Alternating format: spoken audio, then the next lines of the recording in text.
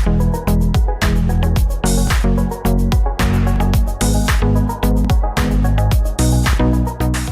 اللہ الرحمن الرحیم. یہ سب سوالات director general public relations Punjab کو ہیں. کیا وہ یہ بتانا پسند کریں گی کہ 16 ماہ سے پنجاب حکومت کے ایس پی ایل اشتہارات کی شکل میں پرنٹ کیے گئے اشتہارات کی رقم کتنی ہے؟ میں کہہ رہا ہوں 16 ماہ پچھلے سال کا. اس کی رقم کتنی ہے اور اس کی ادائیگیاں کیوں نہیں ہوئی؟ آپ مڑ کے بات کرتے ہیں ایجنسیاں، ایڈورٹائزنگ ایجنسیاں.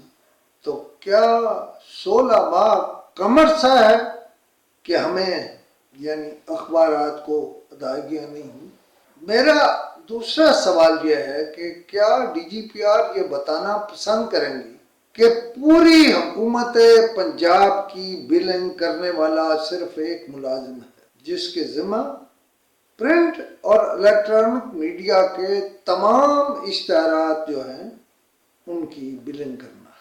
کیا جناب علی نواز جو میری رائے میں بہت ابھی اپرائٹ افسر ہیں، وہ D G P R Rubina Afzal اور متعلقہ ڈائریکٹر سے یہ پوچھنا پسند کریں گے کہ آئی ٹی این ای عدالت نے کتنی بار اور کتنے ڈی جی پی آر افسران کو بیلیبل وارنٹس جاری ہوئے اور وہ آئی ٹی این ای میں جانے سے گریز کر رہے ہیں اور چاہتے ہیں کہ آئی ٹی این ای کے احکامات اور ان کے نوٹسز کو وہ رولے میں ڈال دے.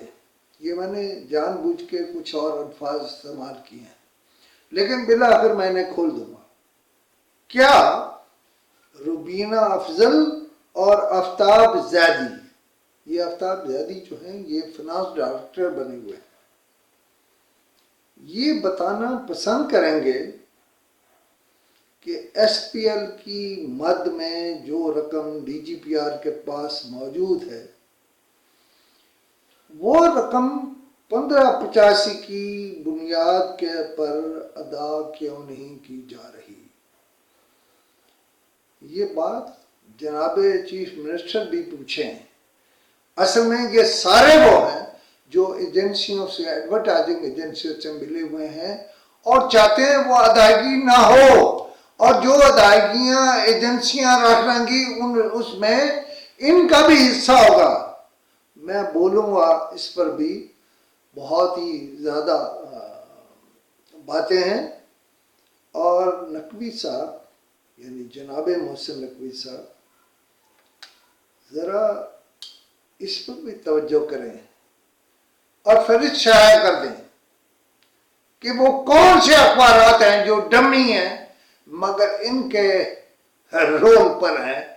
یہ بڑا قصہ ہے، قضیہ ہے. میں اگلے کچھ دنوں میں اس پر بھی بہت بولوں گا. تو میرا خیال ہے آپ کو بات سمجھ آ گئی ہوگی کہ یہ آئی ٹی این ای کے بیلیبل افینسز کو پر بیلیبل وارنٹس پر کیوں جا نہیں رہے اور کیوں سہارا لے رہے ہیں پنجاب حکومت کے دوسرے اداروں کا. اس میں بھی خبر ہے. خدا حافظ.